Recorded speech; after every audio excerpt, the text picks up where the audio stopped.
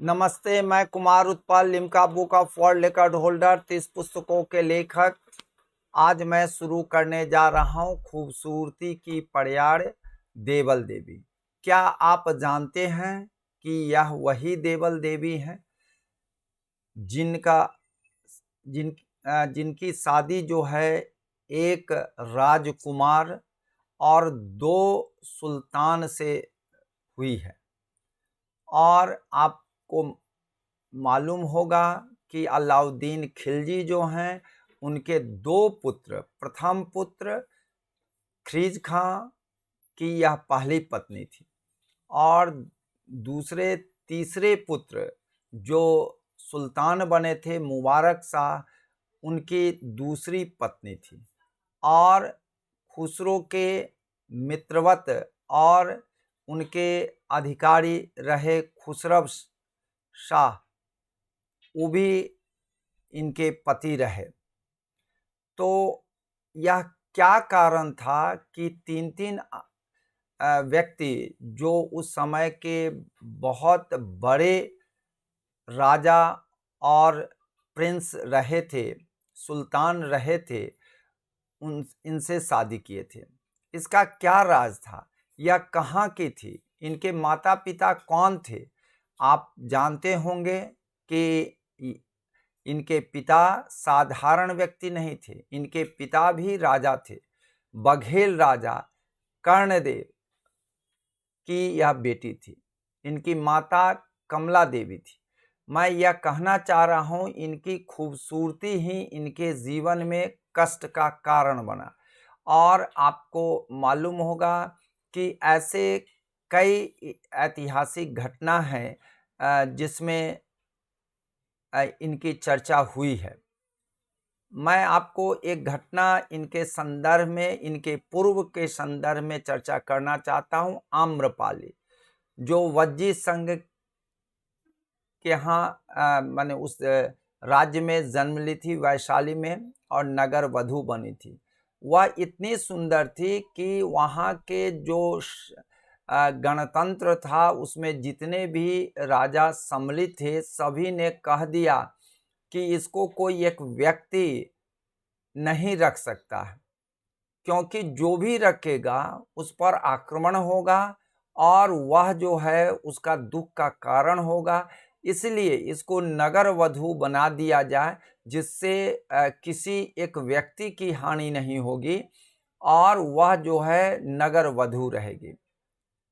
और आप जानते हैं वैशाली के नष्ट होने के अजातशत्रु जो नष्ट किए, तो उसका मुख्य कारण आपको आम्रपाली ही थी।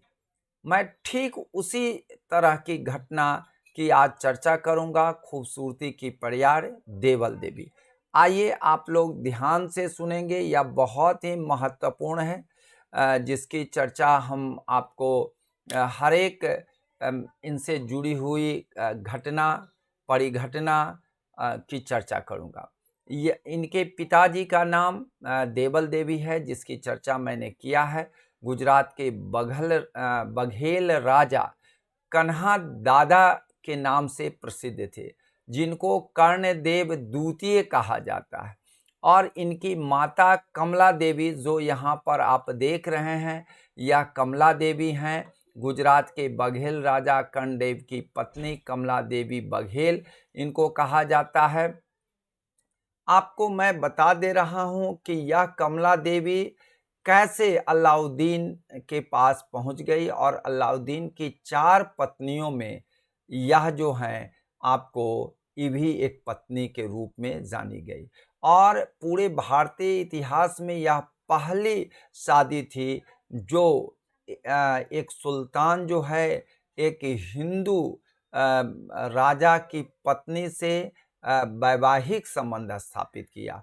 और यह पहली घटना आपको यह है, इसलिए इसको ध्यान रखिएगा। पहली शादी करने वाले जो सुल्तान थे वह अलाउद्दीन खिलजी थे, जो गुजरात के बघेल राजा कर्णदेव की पत्नी कमला देवी थी।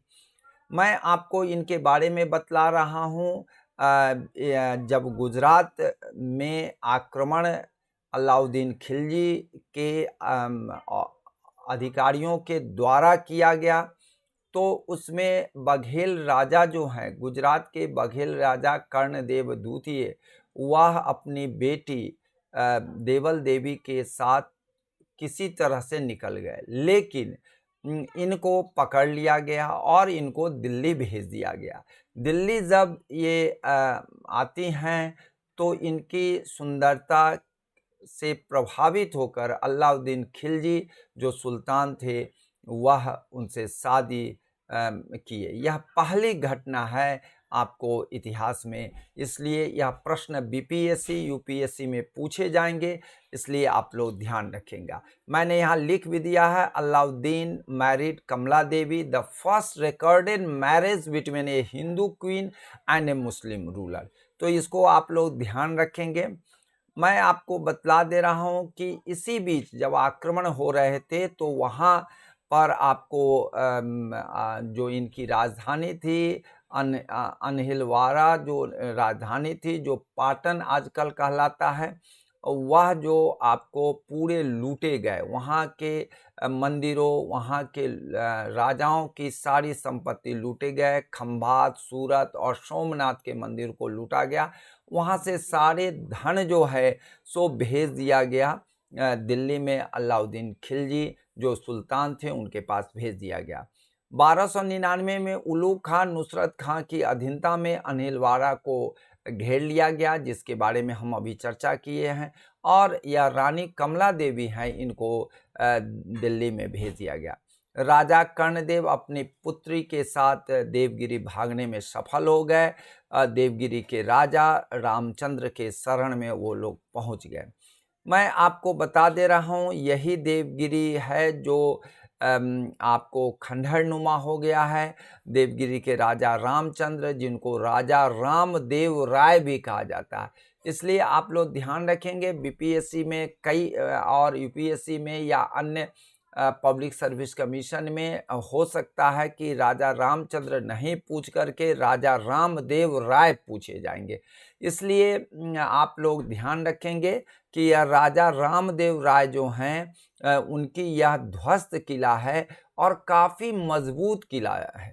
मैं इसके बारे में आपको बताऊंगा, थोड़ा सा चर्चा करूंगा कि यह इतना मजबूत किला था कि अलाउद्दीन खिलजी जब प्रथम बार इस पर आक्रमण किए थे तो आपको बता दें कि कई दिनों तक इंतजार करते रहे, लेकिन रामचंद्र जो राजा रामदेव राय के नाम से जाने जाते थे, किला में वह घुस गए, क्योंकि उनके पुत्र जो है 3 से 4 हजार सैनिकों के साथ वह तीर्थाटन पर निकले थे। वह उन्हीं के इंतजार में घुस गए और अलाउद्दीन खिलजी जो हैं सो बाहर इंतजार करते रहे और इस किला को ध्वस्त नहीं कर पाए, क्योंकि यह ऊंचे स्थान पर था। चारों ओर से काफ़ी मजबूत चट्टान की दीवारें थी जो आपको यह दिखाई पड़ रही है, और इसमें यह था कि आपको इसके चारों तरफ काफ़ी खाई और कुआं बनाया गया था, जिससे आप उस पर डायरेक्ट आप आक्रमण नहीं कर सकते। और इसी बीच में उनके पुत्र शंकर देव जो हैं, रामचंद्र के पुत्र, जब आते हैं तो देखते हैं किला को घेरे हुए हैं लोग और उस पर टूट पड़ते हैं। लेकिन उस समय आपको बता देते हैं कि अलाउद्दीन खिलजी ने बहुत चालाकी से अफवाह फैला दिए कि हम तो अग्रिम पंक्ति में हैं, लेकिन हमारे पीछे 20,000 की सेना आ रही है, और वह सेना आ रही है और कुछ आ चुकी है। और उन्होंने दूसरे तरफ के जो उनके सैनिक थे उसको कहे कि 50-100 के रूप में तुम धीरे धीरे बढ़ते रहो।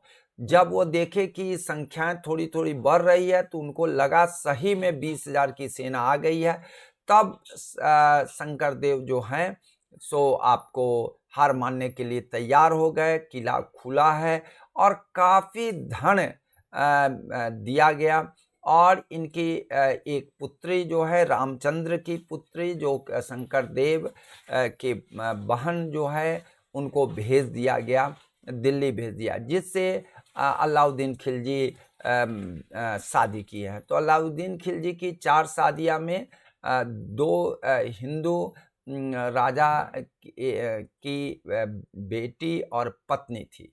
तो उसमें आपको एक तो आप देख रहे हैं कमला देवी थी, और एक आपको राजा रामदेव राय या राजा रामचंद्र की बेटी थी, और रामचंद्र को भी भेज दिया गया, दिल्ली भेज दिया गया।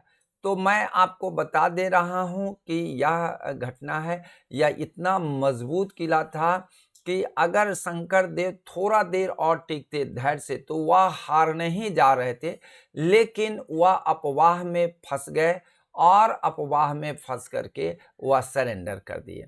तो इतना मजबूत किला था, इसके बारे में मैंने आपको बताया। मैं आपको थोड़ा सा और आगे बता रहा हूं कि जब इन पर आक्रमण हो रहे थे कर्णदेव पर, तो इन्होंने आपको ये रामचंद्र जो देवगिरी के शासक थे उनसे आग्रह किए कि मैं आपके पास आ रहा हूं अपनी बेटी के साथ, और पहले से भी बातचीत चल रही थी आपको शादी की शंकर देव से, रामचंद्र के बेटे शंकर देव से। और उनके कुछ आदमी के द्वारा वह अपने जो पालकी होता है उसमें वह आपको देवल देवी जा रही थी, और वह इसी बीच में क्या हुआ कि वह मल्लिक काफूर जो अचानक उनके आदमियों की नज़र पड़ती है, चेकिंग चल रही थी, उसमें एलोरा केव्स में ये लोग छुपे हुए थे, उसको कैप्चर कर लेते हैं, और उसके बाद जो है मल्लिक काफूर जो हैं वह आपको देवगिरी को ध्वस्त कर देते हैं, और देवल देवी को भेज देते हैं, आपको दिल्ली भेज देते हैं। यही है अलाउद्दीन खिलजी हैं, जिनका पुराना नाम अली गुरशस्प है, और यह जब आपको राजपद ग्रहण किए, राज्यारोहण इनका हुआ, तो इसका अल दुनिया वद दीन मोहम्मद शाह उस सुल्तान के नाम पर बैठे थे। और यही मल्लिक काफूर है जिनकी चर्चा हम कर रहे थे। यह गुजरात के हिंदू थे, और उनको बाद में इस्लाम कबूल कराया गया, और यह जो हैं बहुत ही करीबी रहे आपको अलाउद्दीन खिलजी के, और दक्कन की जितनी भी अभियान हुई है इन्हीं की बदौलत हुई है। यह बहुत ही काबिल आपको कार्यकर्ता और अधिकारी के रूप में रहे हैं।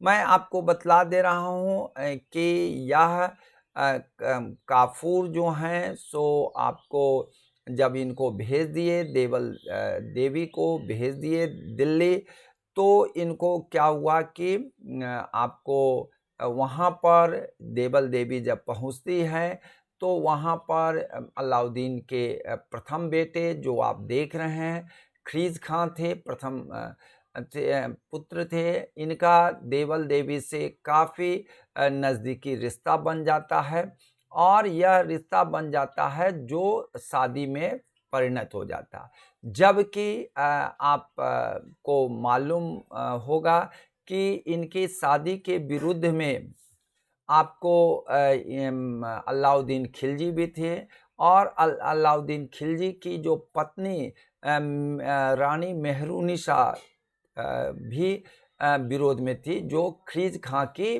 माँ थी। क्योंकि हमने आपको बताया था कि अलाउद्दीन खिलजी की 4 पत्नियां थी, और उसमें जो है रानी मेहरुनिसा के यह बेटे थे ख्रीज खान।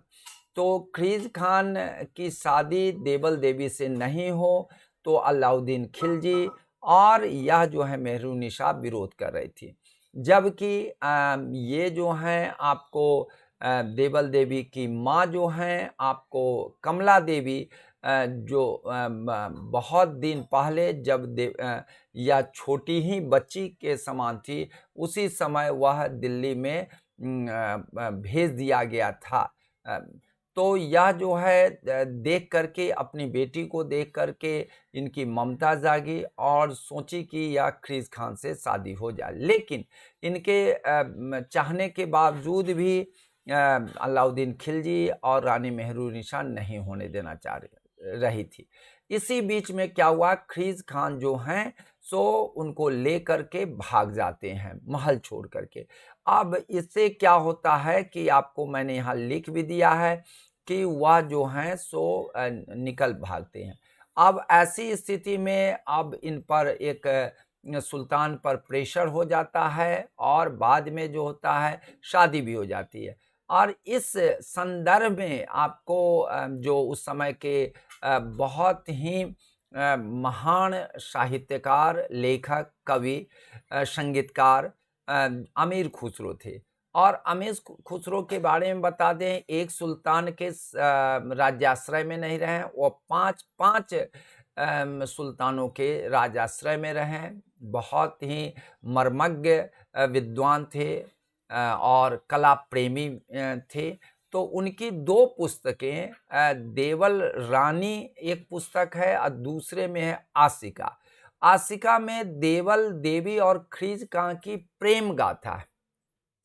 और देवल देवी चाहती भी थी कि यह पुस्तक अमीर खुसरो से भी आग्रह की थी, आप लिखिए।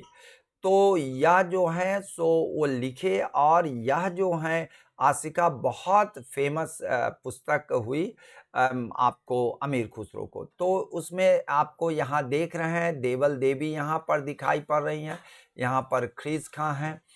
तो इनकी पहली जो शादी हुई थी वह ख्रीज खां से हुई थी। लेकिन सुल्तान बनने के क्रम में मैं आपको बता देता हूँ कि मुबारक शाह जो हैं आपको इनको अंधा कर करके मरवा देते हैं। तो उसमें कुछ इतिहासकारों का मानना है कि अंधा करवाने में आपको इनके अलाउद्दीन के सबसे करीबी जो अधिकारी थे, आपको मैंने बताया ही था, यह मल्लिक काफूर थे, उनका हाथ है। तो यह मल्लिक काफूर अंधा करवा दिए थे, ग्वालियर जेल में इनको बंद करवा के अंधा करवा दिए थे। लेकिन और मार दिए थे, कुछ लोगों का कहना है मल्लिक काफूर मार दिए थे। लेकिन जो भी हो, सत्यता जो भी हो, लेकिन यह जो हैं इनके मार दिए जाने पर कुछ लोगों का कहना है नहीं, मुबारक मारे थे, तीसरे पुत्र अलाउद्दीन खिलजी के थे, वह मार करके और देवल देवी से शादी कर लेते हैं और सिंहासन पर बैठते हैं। कुतुबुद्दीन मुबारक जो यहाँ पर आप देख रहे हैं, देवल देवी आपको यहाँ पर देख रहे हैं, देवल देवी के दूसरे पति हैं, देवल देवी के दूसरे पति अलाउद्दीन खिलजी के तीसरे पुत्र कुतुबुद्दीन मुबारक शाह, जो सुल्तान भी अलाउद्दीन खिलजी के बाद जो हैं सो इनके चौथे पुत्र जो बनते हैं। लेकिन उनको भी मार दिए जाते हैं इनके द्वारा और वह अपना राज्य हासिल करते हैं। तीसरे बेटे अलाउद्दीन के तीसरे बेटे कुतुबुद्दीन मुबारक और यहाँ पर आपको देवल देवी हैं। इनकी शादी दूसरे पति के रूप में इनसे होती है।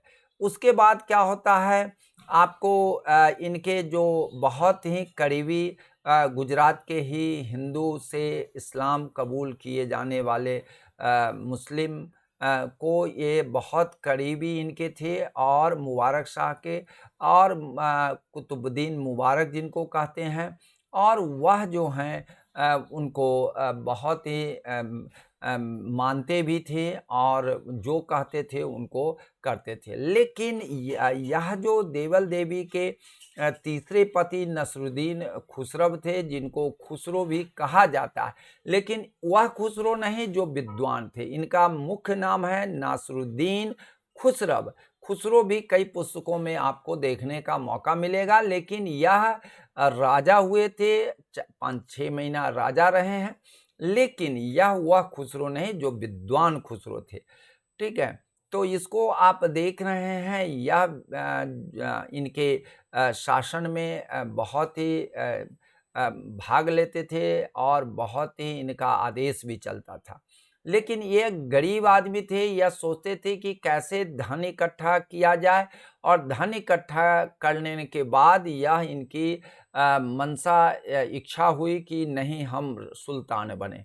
तो उन्होंने ये से आपको मुबारक कुतुबुद्दीन मुबारक से कहे कि सुल्तान, हम जब कभी भी आपसे रात या दिन में मिले, कुछ सैनिकों के साथ मिलेंगे तो हमको द्वार पर रोका नहीं जाएगा। और वह क्या किए कि आपको बता देते हैं कि वह एक रात में आते हैं, द्वारपाल जो है सो उनको खोल देता है और वह घुस करके वह मारकाट करने लगते हैं।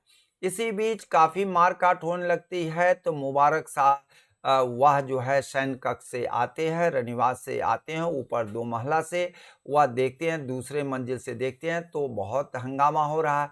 तब तक जल्दी चढ़ कर के खुसरो जल्दी चढ़ कर के ऊपर जाते हैं, उनसे पूछते हैं क्या हो रहा है खुसरो? तो बोल रहे हैं कि घोड़ा खुल गया है, और घोड़ा को पकड़ने में सैनिक लगे हुए हैं, इसलिए हंगामा हो रहा है। लेकिन इसी बीच खुसरो के आदमी 2 महले पर पहुंच जाते हैं और वह जो है सो उनको मारने के लिए दौड़ते हैं। जब वह रनिवास की ओर भागते हैं मुबारक, तो पीछे से उनके बाल यह जो हैं खुसरो जो हैं सो इनको पकड़ते हैं, और तब तक एक हाथ से पकड़ते हैं, तब तक आदेश बाएं हाथ से देते हैं, और जाहिरा नामक एक खुसरो के खास आदमी थे, उन्होंने इनको कत्ल कर दिया और गद्दी पर बैठ गए। गद्दी पर बैठते ही इन्होंने क्या किया, सबसे पहला काम किया, देवल देवी से शादी कर लिया। देवल देवी से नज़दीकी का कारण एक और भी था कि ये भी गुजरात के थे, ये भी गुजरात के थे, दोनों गुजरात के थे। भाषा और रहन-सहन और वहाँ की आबो-हवा से एक दूसरे से जानते थे, इसलिए बातचीत करने में इनकी नज़दीकियाँ पहले से थोड़ी बहुत थी, और भी नज़दीकियाँ बढ़ गई और शादी इन्होंने कर लिया। तो आप देख रहे हैं एक देवल देवी की शादी जो होती है अलाउद्दीन खिलजी के 2 पुत्र से, एक बड़े पुत्र जो यहाँ ख्रीज खां है, तीसरे जो पुत्र हैं वह आपको मुबारक हैं, कुतुबुद्दीन मुबारक हैं, और मुबारक के ही अधिकारी या आप कह सकते हैं नज़दीकी मित्र जो थे वह नासरुद्दीन खुसरो थे, उनसे हो जाती है। तो 3 एक या जो हैं क्योंकि राजा नहीं बन पाए थे, तो इनको आप राजकुमार प्रिंस कह सकते हैं, और 2 सुल्तान आपको खिलजी वंश में 2 सुल्तान जो हैं सो इनसे शादी होती है। मैं आगे और बताना चाह रहा हूँ कि यह जो है इनकी आगे क्या होती है। तो मैं आपको बता दे रहा हूं कि खुसरो 5-6 महीने ही शासन कर पाए कि आपको गियासुद्दीन तुगलक जो हैं सो उनको आक्रमण उन पर कर देते हैं, और उसमें खुसरो हार जाते हैं और मार दिए जाते हैं। गियासुद्दीन तुगलक जब वहाँ पर आपको शासक हो जाते हैं, सुल्तान बन जाते हैं, उसके बाद देवल देवी की दुर्भाग्य फिर से इनके चारों तरफ से घिर जाती है, और उसके बाद जो है इनके किन-किन हाथों में यह गए, और यह हेल्पलेस हो करके कई अधिकारियों आपको विशेष करके गियासुद्दीन तुगलक के अधिकारियों के पास यह जाती हैं, सबकी पत्नी या आपको उनकी सेविका के रूप में कार्य करती हैं। भाग्य इसी को कहा जाता है।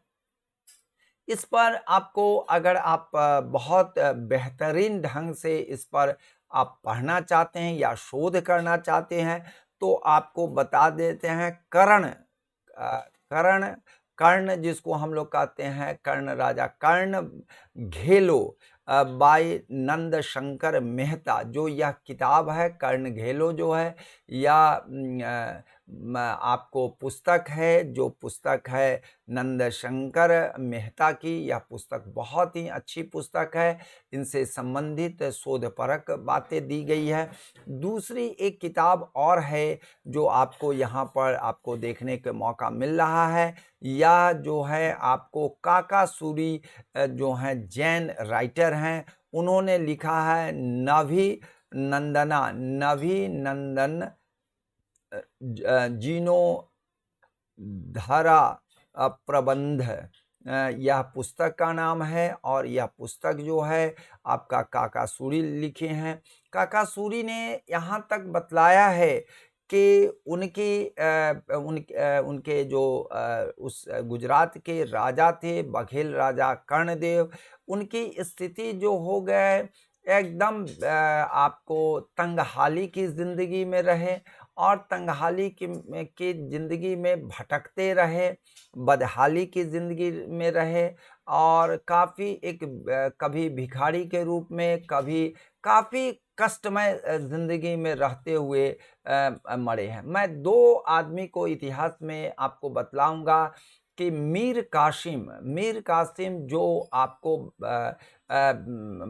बंगाल के शासक रहे और वह जो हैं भटकते हुए दिल्ली में भिखारी की तरह मर गए। ठीक उससे पहले की घटना है जो पॉपर की तरह उनकी डेथ होती है, भिखारी कंगाली के हालत में उनकी डेथ होती है, जो कभी राजा थे।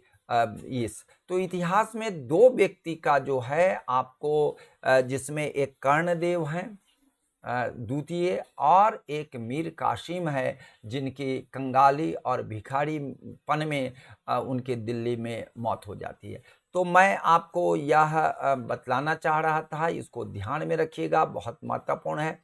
मैं आपको बता रहा हूँ, आप जान ही रहे हैं यह देवगिरी का कितना देखिए चारों तरफ से या आपको पानी का बहुत बड़ा खंडहर बनाया गया है कि जिसको आप पार नहीं कर सकते हैं। ये भी किला का चारदीवारी है, फिर इधर आपको किला है, इसके बीच में खाई बनाया गया, पानी है, इसमें अजगर, एलिगेटर ये सब डाला हुआ रहता है कि जिससे कोई आदमी नहीं इंटर करके इस पर चढ़ सकता, क्योंकि इसकी ऊंचाई जो है आपको समझिए 1-2 फीट नहीं है, या कम से कम सैकड़ों फीट है इसकी ऊंचाई, आप चढ़ नहीं सकते हैं। तो ऐसा मजबूत किला है जो पत्थरों का बना हुआ है, पहाड़ी पर तो अवस्थित है, पत्थरों पर बना हुआ। और इसी देवगिरी को बाद में यह जो है मोहम्मद बिन तुगलक जो हैं यह दौलताबाद के नाम से यह राजधानी भी बनाते हैं और वह राजधानी परिवर्तन भी करते हैं दिल्ली से दौलताबाद। लेकिन दौलताबाद इनके लिए फेवरेबल नहीं हुआ, तो यह फिर से दिल्ली की ओर प्रस्थान करेगा, दिल्ली से दौलताबाद और दौलताबाद से दिल्ली, यही जो मोहम्मद बिन तुगलक है। तो मैं ये कहना चाहूँगा कि देवल देवी के बारे में आपने जाना होगा। चलिए मैं यहीं पर ख़त्म कर रहा हूँ। जय हिंद।